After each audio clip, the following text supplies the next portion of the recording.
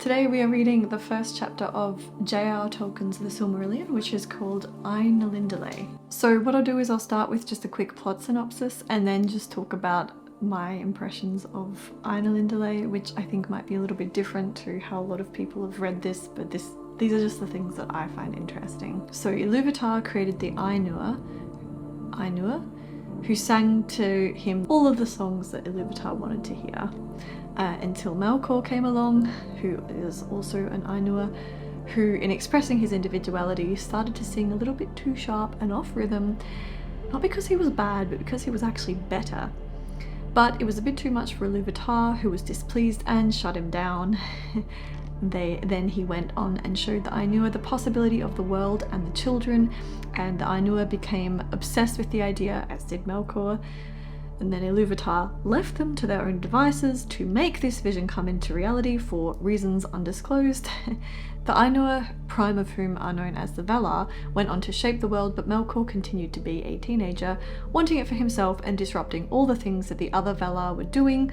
So the creation of the world era was more chaotic than it needed to be, but despite all of this, we have life on Earth, yay, specifically the elves now exist. There are so many flaws to how Ilúvatar could have gone about creating the Ainur that one could actually write an entire series on the mortal consequences of his failings to control this one rebellious Melkor, but that actually was written, and that was called The Lord of the Rings. So this entire chapter review that I'm going to do is basically going to be my feelings around Ilúvatar and Melkor and their dynamics and the consequences of their dynamics, and whether or not the failings of Melkor were something that Ilúvatar intended to have done on purpose, or if it was truly beyond his design. Ilúvatar made the Ainur, but importantly he didn't give them everything, for each comprehended only that part of the mind of Ilúvatar from which he came. So some Ainur might be the part of him that understands the colour red, others might be the part of him that enjoys watching cat videos. Obviously my understanding of this is limited by my human capacity to categorize the elements of a deity.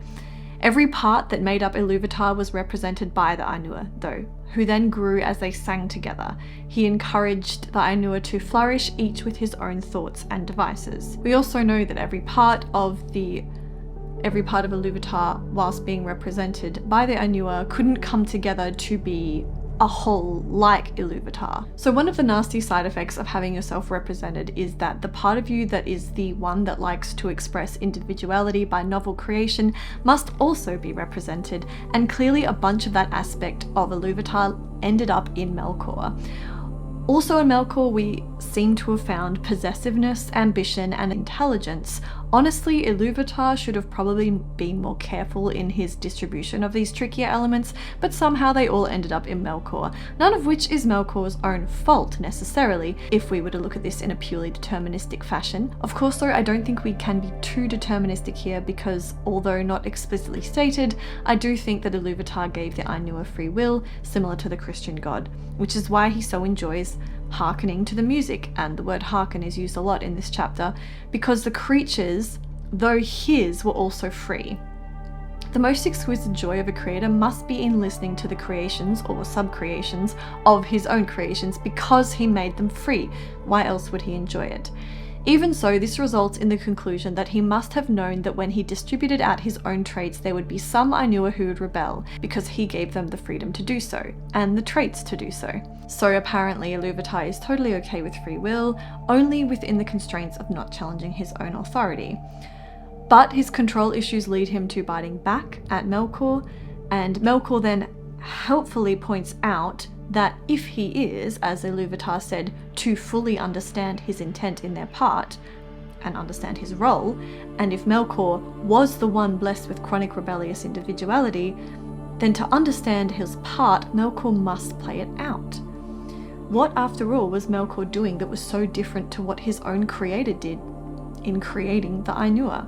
The creator went ahead and created them on a whim, and so Melkor was changing the music of Ainur and searching for the flame imperishable on a whim, like father like son. At this point, I'm easily on Melkor's side. He was doing what his creator asked of all of the Ainur, to increase the power and glory of the part assigned to himself. It was not his fault that the part assigned to himself was a tortured one. And so here evil arises, and Ilúvatar can wash his hands of it. For although it existed in himself, Ilúvatar had other redeeming qualities that would balance it out. But when isolated into a single Ainur, that is, Melkor, it would fester and grow and morph and change. The first thing that Melkor did wasn't necessarily evil. In fact, as you read this chapter, it starts off rather innocently, and it's Ilúvatar who continuously shuts down Melkor, adding, excuse the pun, fuel to the fire. Melkor simply thought, hey, there's like a void out there and I'm interested in it, and also I wouldn't mind creating my own creations. That's pretty innocent to start with. This addresses the point of theodicy. C.S. Lewis spoke of this, the reconciliation of the fact that if all in the universe arose from God, and if God is pure and with evil, then from whence did evil arise? Arguments that prove that evil exists are used as proof against a God's existence, or at least against a God's existence who is supposed to be pure and have created everything. For if evil does exist, there must be another force, natural or otherwise, that created the evils. Or God created evil, and how on earth do you explain that? Maybe the point is that you cannot explain it on earth. Well, Tolkien has created the loophole in the music of the Ainur with Melkor as the scapegoat. Well done, Tolkien. By allowing Melkor to spread evil, the evil is now 1 degree separated from being Ilúvatar's direct responsibility, which is slightly manipulative on Tolkien's part, but overall a satisfying explanation. So, evil exists, as does the one pure god Ilúvatar, who indirectly allowed its emergence. If you are further interested, you should Google the word theodicy and slide down that rabbit hole, which I have pre-lubricated for you. In Melkor's self-imposed isolation, in his ambition to create something new, which is a highly relatable pathway, by the way, I frequently enjoy isolating myself whilst I am being creative, he changed further. He began to conceive thoughts of his own, unlike those of his brethren. Then he came back and made more music, and now find that it's a little bit out of tune, too flat, too sharp, something like that. We don't know. Some joined in with him as he created music, and he seemed really influential, and eventually Ilúvatar noticed and issued a warning. No theme may be played that hath not its uttermost source in me, nor can any alter the music in my despite. He that attempteth this shall prove but mine instrument in the devising of things more wonderful, which he himself hath not imagined. So basically, Ilúvatar reminds Melkor that he is owned and completely inferior, and that he may not colour outside the lines or think outside the box, you cute little Ainur. Nice try, but I'm the daddy. This is the exact opposite of how you should handle a teenage rebellion. To all parents, do not let Ilúvatar near your teenage children. In fact, for Christmas, get him a parenting handbook. Melkor, who was so proud of what he did and clearly wanted to show off to Ilúvatar, was then, instead of praised, which hey, if he was praised, maybe things might have been so different. Maybe Lord of the Rings wouldn't have existed. And we don't want that, so thank you, Melkor, for creating such havoc.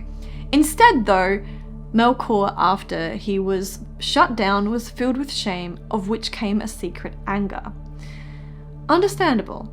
Ilúvatar, who is like all happy that he's put Melkor in his place, arose in splendour, and then went about showing everyone the new world, and in doing so rubbed Melkor in further inferiority by saying, "And thou, Melkor, wilt discover all the secret thoughts of thy mind, and wilt perceive that they are but a part of the whole and tributary to its glory." In other words, see how small you are, Melkor, and you are only a part of the greatness here. At this point, it's easy to resonate with Ilúvatar. People who think they are special and above others and deserve special treatment do need to be shown that in reality, without other things and other people, they really are nothing. This is an important lesson and one I agree with. I just think that it could have been handled with a little bit more tact than what Ilúvatar did with Melkor. It's here that I'm also reminded of the story of Cain and Abel, where a part of us does want to sympathise with Cain, who in many ways was born with the short end of the stick, and the Christian God, as it was written, was certainly not unprovoking in his words, and we all know how that story ended. Tact, it seems, could go a long way in a god. The Ainur, along coming upon the world and the idea of the children, the elves, the men, the Eldar, became obsessed. When they beheld them, the more did they love them, being things other than themselves, strange and free, wherein they saw the mind of Ilúvatar reflected anew, and learned yet a little more of his wisdom, which otherwise had been hidden from the Ainur. What a beautiful line, and what an absolutely boss way to explain the love of the Ainur.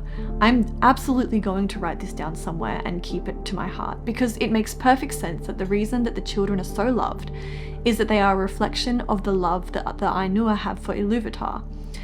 How beautiful, how wholesome. I absolutely adore this concept, and I can see why the Ainulindalë are compared to Christian religion angels who love humans for the same reason.